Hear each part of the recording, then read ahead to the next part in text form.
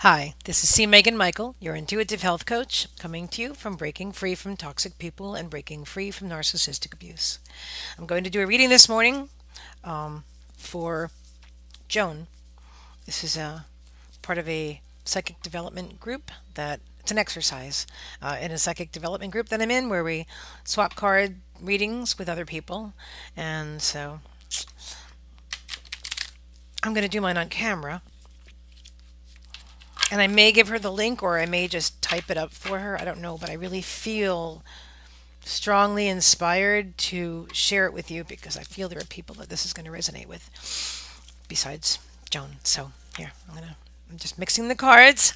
Again, we are using the Divine Dog Oracle deck.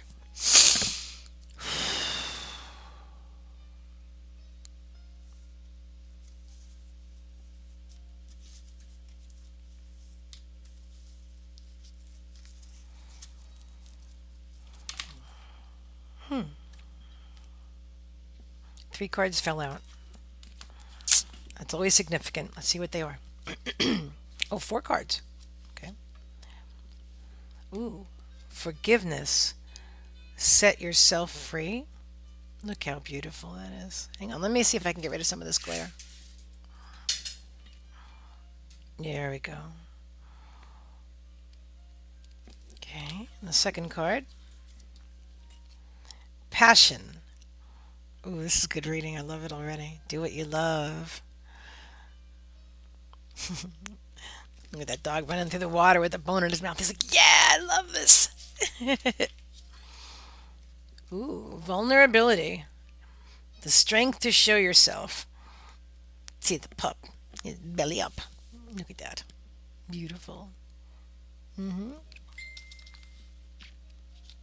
And arrogance. Okay, get off that pedestal. Look at that picture. Isn't he cute? Beautiful.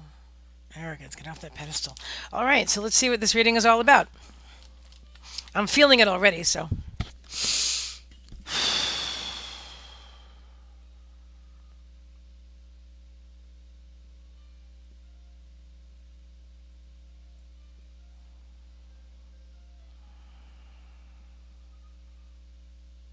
I'm seeing a field of flowers with bright sunshine. It's the sunrise. It's the sunrise. And we are in the middle of a field. There are flowers. See some houses in the distance. It's a farm. Like feels like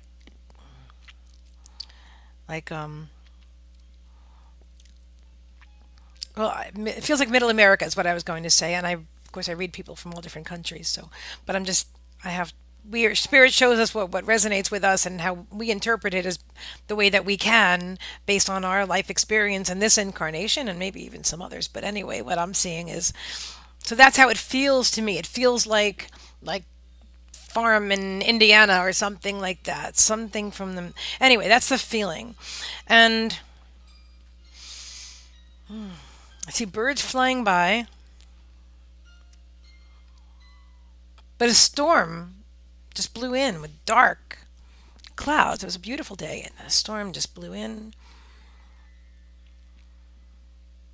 And the birds are being tossed around.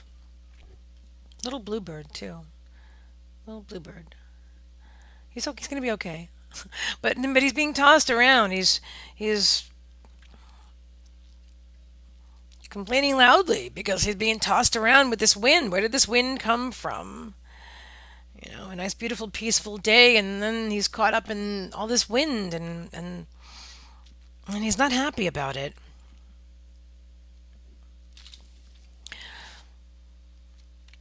You have, I feel that you are holding some resentment, some anger. It's really dark. It's the storm I'm seeing. And you're the little bluebird, and I'm seeing that you're being tossed around, and because you don't even realize it, but you're holding on to something that's not even, I was going to say it's not even yours. It's not even yours. What does that mean, Spirit? What does that mean? Are you angry for someone else? Did somebody do some do you I mean did somebody do something to someone that you love and you're angry for them, or did you inherit some anger, some family anger? Maybe your parents were angry at some relatives, or I'm just trying to throw out some scenarios because it doesn't you're angry. You're definitely angry, but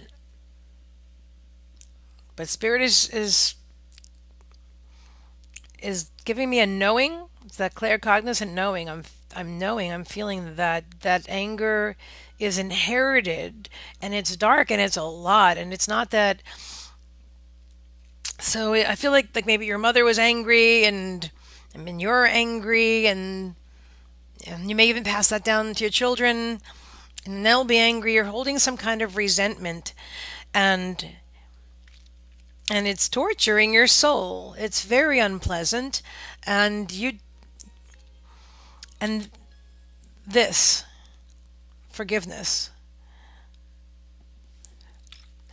And forgiveness is not about it's not about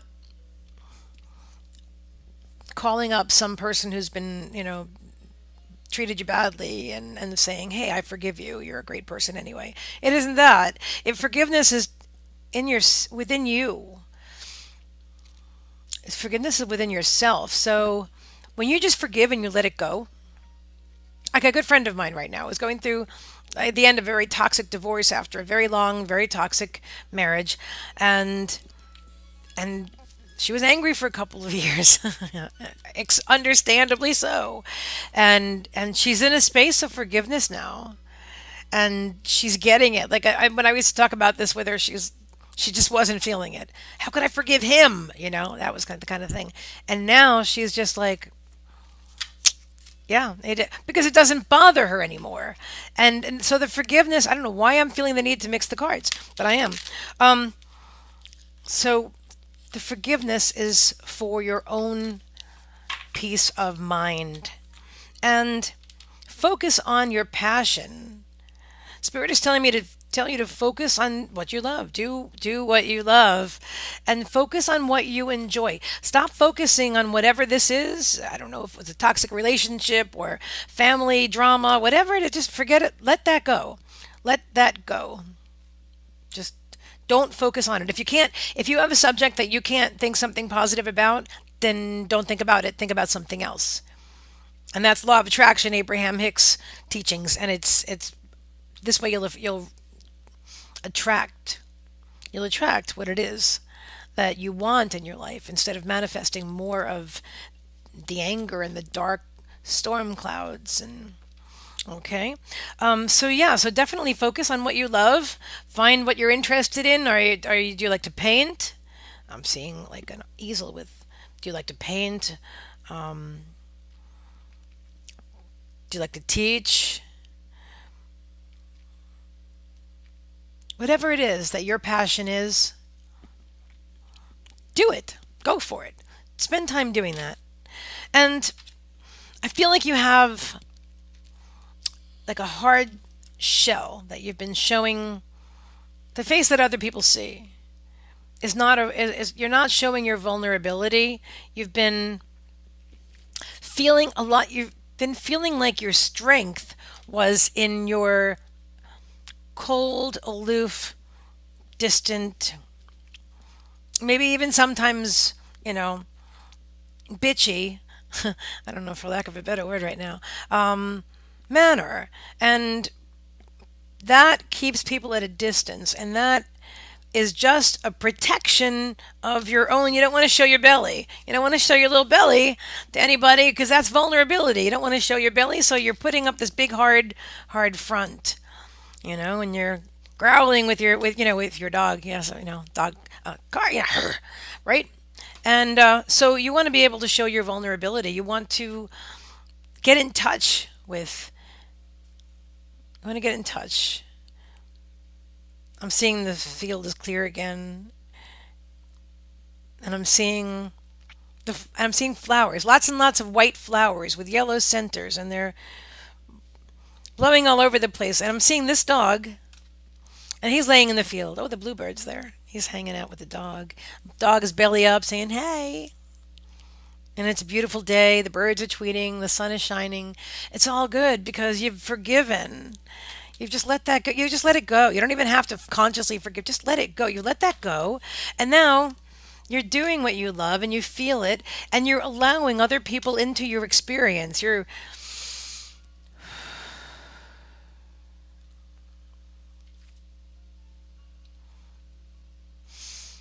allowing yourself to be vulnerable. And arrogance. Yeah, you've been really holding yourself apart.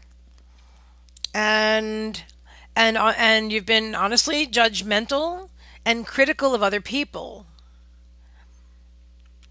You've been very, you've definitely been, and not this, excuse, hi, sweetheart. But when we are judgmental and critical of others, it's internal. It doesn't really reflect anything about them. And this is a big awakening insider's tip here. It doesn't speak to the other person that you're critical about, that you're criticizing or judging. It doesn't speak to them. It speaks to you. It speaks to you and your insecurities. So if something is triggering you, let's say, for example, somebody spells badly or they misspeak or whatever, and you're like, oh, look at that mistake. Well, that's something within you. Maybe when you were in school, you were harshly judged, or maybe your parents were like, spell that word right, or whatever, and that was something really important to you to do. And so it's your own insecurity that maybe you're not, you it's fear of what other people are going to think of you. Like for example, like, oh my gosh, if I misspell a word, if I put the punctuation in the wrong place and your becomes your, hi sweetie, then what are people going to think of me? It does, so it doesn't show your strength, it shows your weaknesses. But again, that would be caring about what other people think too. So that's not important. What's important is that you recognize what it is, why it is. Why is it that you have this attitude? Why is it that you're holding people at bay? Why is it that you're keeping them at a distance? Trixie, sweetheart, please, my dear. I need a little bit of space. A little bit.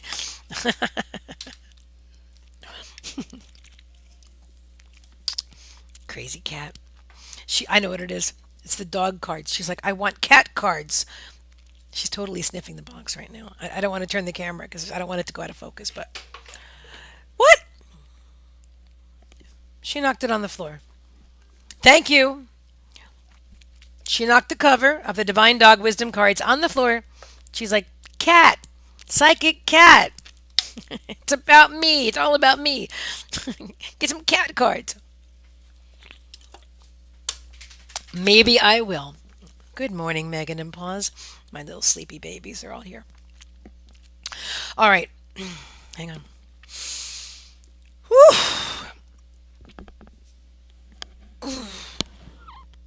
It feels good. Stretch, stretch, stretch. Yep, that's what it is. That's what it is. Just so you're keeping other people at bay and you're judging and you're critical. And so do the inner work. If you want to, if you choose to, take a look at why. Ask yourself why. And I'm seeing, go back and maybe find and look into your, I feel like it came from childhood somewhere. So whatever it is, whatever this, wherever this inner critic came from, recognize that it isn't yours. Excuse me, hiccups. Recognize that it isn't really yours. It's something that you picked up on your path. You learned this on your journey. Somebody was critical, whether it was a teacher or a parent, and now you have that tape playing in your head, that old tape where you're critical of yourself. So when you see someone, for example, who's misspeaking or misspelling or doing, maybe they're really overweight and you just freak out and like, ugh, because it's your own insecurity. But so just acknowledge where for your just to yourself, where did that thought come from? Whose thought is that? Whose critic? Who's that critic? Who's you know whose thoughts I'm playing around? Hang on. Whose thoughts are circulating in my mind? It's not yours. It's not yours. And even if you feel it's yours, you can let it go. Let it go. And I pulled this Abraham card just before I turned on the camera, and it really resonates here. It says, "In my appreciation, hang on, people, hang on, my friends. In my appreciation, I offer no resistance." It's a beautiful card.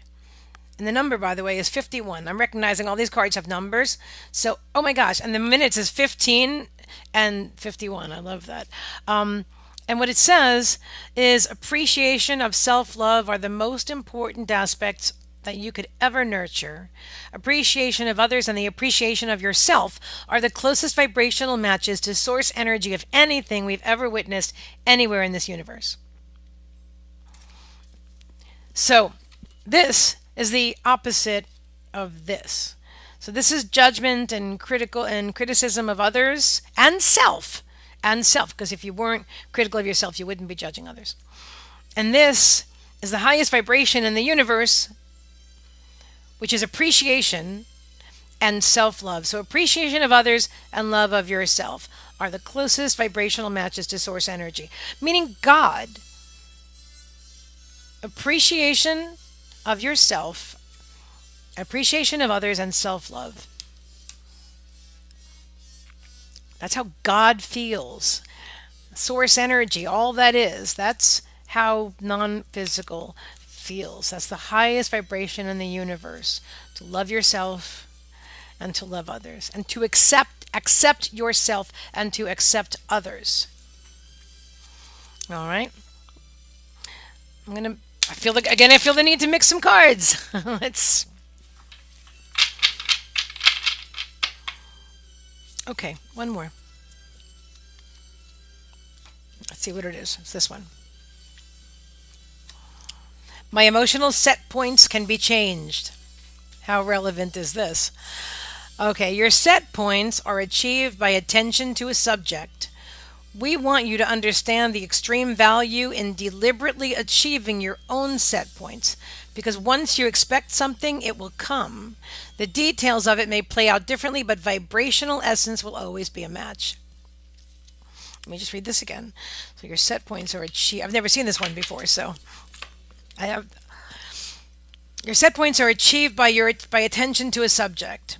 Okay, so in other words, if your set point is, anybody that, I'm just using the spelling thing because it came as an example in my mind. If it resonates with you, great. If not, that's, how that goes. But if you're judging other people for their weight or for their spelling or whatever, those are your set points. But you can, it says, we want you to understand that the extreme value in deliberately achieving your own set points. So this speaks to just what I was talking about. Thank you, Spirit. Thank you, Abraham. Where, like let that stuff go, and like, for example, just accept. Like, for example, I set a set point that I love people, whether they're big or small or tall or short or black or white or anything in my life. We're all the same. We are, and we really are all the same. But we're not all raised that way. So sometimes it takes work.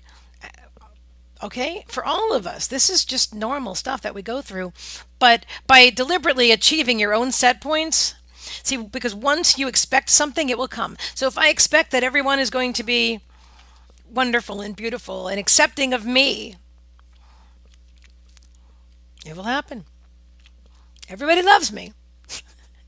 That will flow into your universe. I love myself. That will flow into your universe. These. So make a match of your vibrational set point. Be a deliberate creator. Don't allow old programming to create your now reality, because you're in control of your now reality. And when you become, as Abraham would say, a deliberate creator, as opposed, to a sloppy thinker. That's their words. then you'll create the reality and manifest the reality that you want and the life that you want and the abundance that you want and abundance in everything, abundance of health, abundance of finances, abundance of happiness, and abundance of joy. It's all about that. As Abraham says, wait, hang on a minute. Life is supposed to be fun, not mean or critical or harsh, or we're not supposed to be miserable all the time, judging ourselves and judging others, and being that like bitter, like older. I guess it's a vision and like an image, a stereotype, like a bitter older person that's like a curmudgeon kind of thing. Like, you don't want to be that. And you know what? When you're young and you're like that, you're going to get older and you're going to stay like that unless you make a conscious point to change. So go ahead and enjoy your day. I really hope this video, again, if it resonates, take what resonates and leave the rest behind. And I hope that you have a wonderful, amazing day. This has been a very interesting reading. All right. Thank you so much for stopping by. Again, if you want a reading, if you want a free reading, for a limited time only, so comment below, give this video a thumbs up, and subscribe to my channel. And just let me know. And then one of my upcoming videos very soon will be focused on you. The first five people. I already did the last one, so the 5 people in a row, I will do a reading for you. All right, we're all set. Thank you again for stopping by, and make sure to visit me on Facebook at Your Intuitive Health Coach. I'm serious. We have a lot of really good stuff coming up. I'm going to be doing some lives. It's going to be really exciting, and I would really love your support because I'm nervous a little bit to do some live readings and stuff, but I'm going to do it, and we have a lot to talk about. We're going to have a good time. All right, I'll see you on Facebook, and I'll see you right back here. Have a great day. Namaste.